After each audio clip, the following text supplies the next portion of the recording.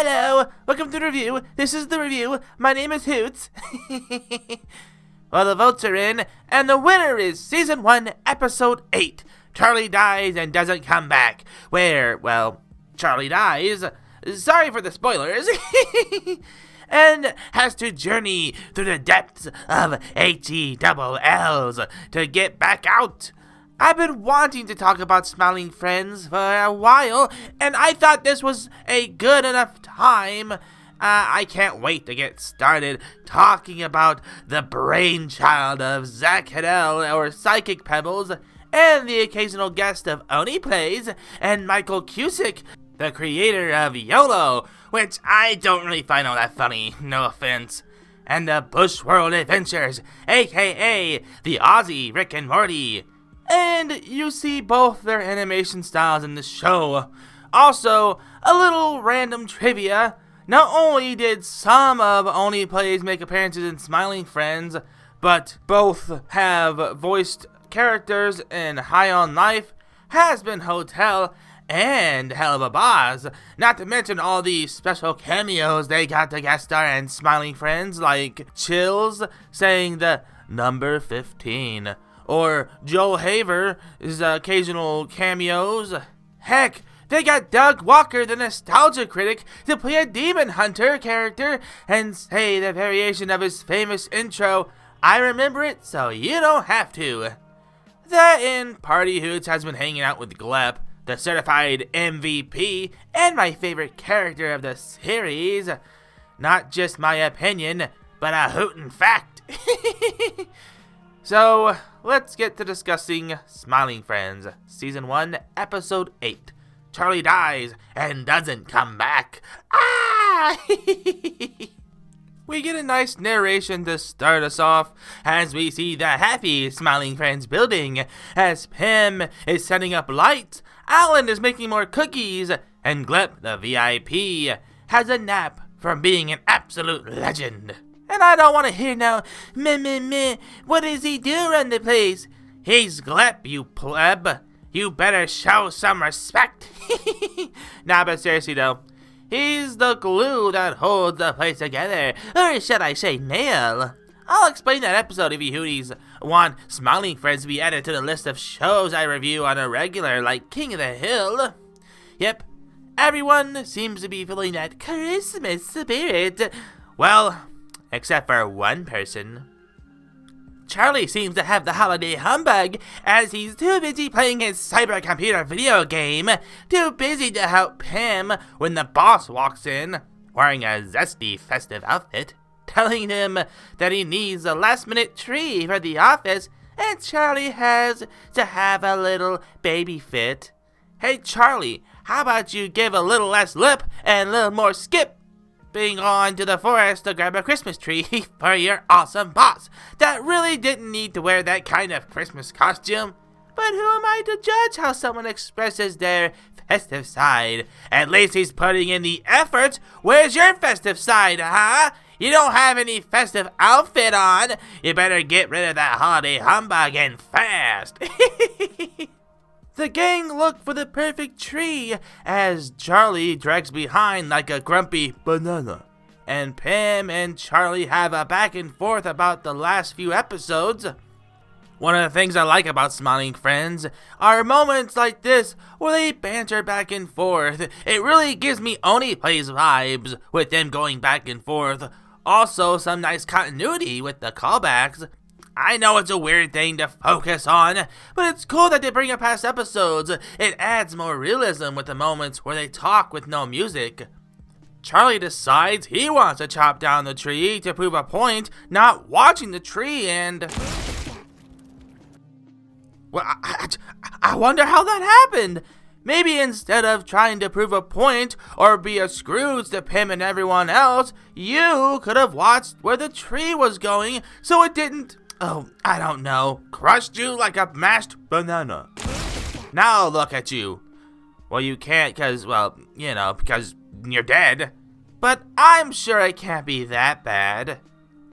we see a series of images that flash on screen, and we see a blink and you'll miss it cameo from none other than James Rolfe, or the angry video game nerd, screaming upside down, which there was confusion about whether that was his cameo or if he was a voice of Satan, which, if you hear it, you can tell it's Zach's voice, but pitched down. But we're not there yet. So let's get to Charlie waking up to a jump scare in a strange place, as it seems he isn't all smashed up, as he appears to be sent to AG double hockey sticks. But it seems things aren't as well evil as it used to be, when he finds out that Satan has been feeling down in the dumps lately, and he ventures off to cheer him up. Well, hey, look at that. Maybe that was what Charlie needed. Sometimes people need to, well, die and go to hell to be able to get to the bottom of why they're feeling the way they do. And maybe helping Satan is what Charlie needs to, something. While searching for the big man, he surprisingly runs into his grandma just chilling, literally, and asks where Satan is, and she points him down that terrible and scary hole. And he's at the bottom circle and offers a giant sucker to him, as he justifiably declines, as we get this memorable moment from the series. More for me! Yeah, I really doubt she wasn't doing that before he showed up. Also, considering how viciously she was going to town on that sucker when he left, I can't imagine how big that sucker was when she got it. But let's not dwell on that nastiness. Let's catch up with Charlie as he continues his quest to cheer up big ol' Satan, as we hear a song about Christmas in HELL. And it's a nice little song, despite the grim lyrics and the doom-like monsters trying to get him. And just as Charlie thinks he's gotten past the worst of it... Dude, I warned you. I said I was gonna do that if you did that again. I mean, he said he was gonna punch him if he did it again. Another funny moment from the series. Also, small rant, but I noticed that they never cut back to what's going on with the others in the land of the living. I know the episodes are around 11 minutes. Also, I think it's to add how long Charlie's been in heck. I just wanted to rant a little about how they didn't cut back to them at least once before Charlie returned.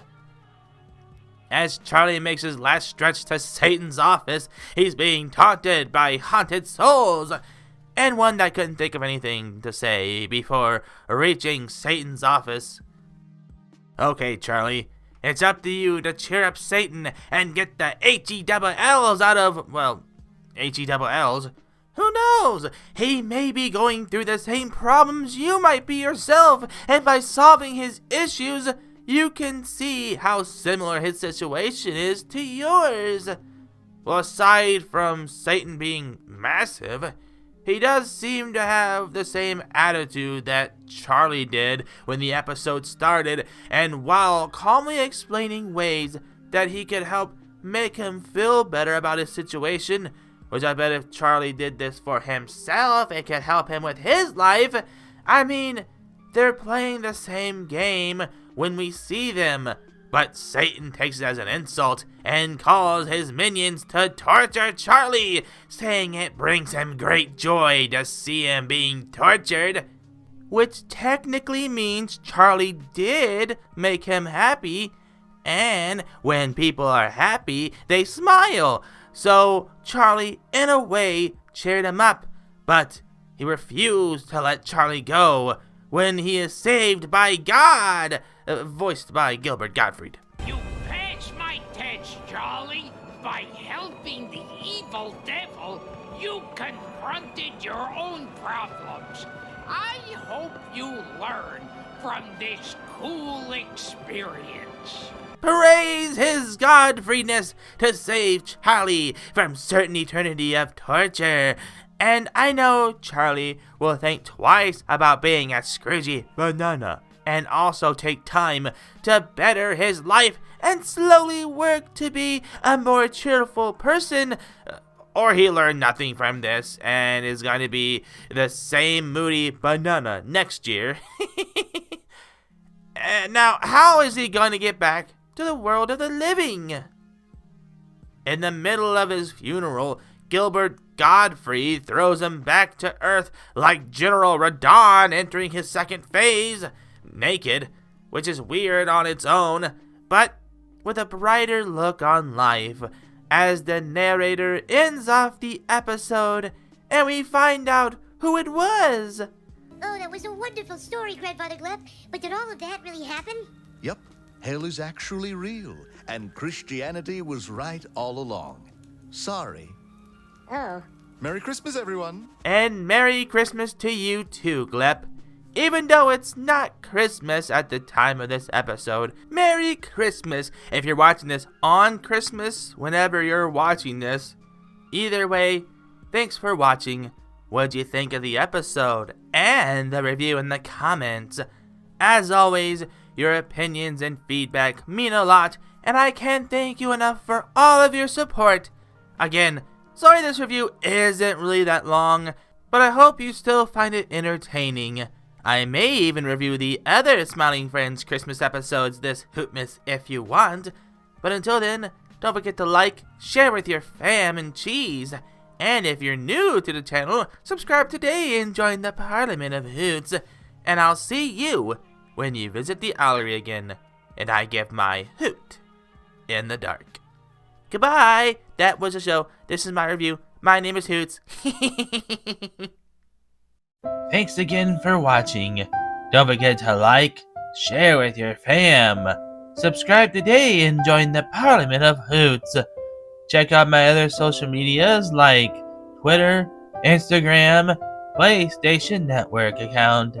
Check out these 2 videos, it'll take you to more of my content, and I'll see you when you visit the Owlery again, and I get my hoot in the dark.